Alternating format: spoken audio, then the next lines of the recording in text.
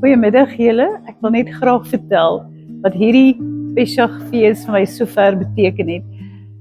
Hierdie is ons 3de jaar wat ons fees hou by Mikdash gemeente. En ek moet vir julle sê, 2024 was wonderlik geweest, baie geniet, baie geestelik gegroei. 2025 nog beter.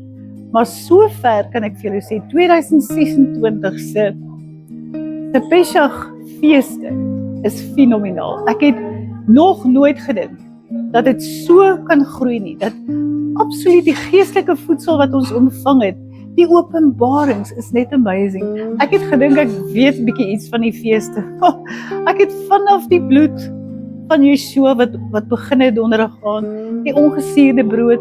Ek kan nie vir iemand vertel wat dit vir my beteken het nie. Soveel nuwe goed het oopgegaan.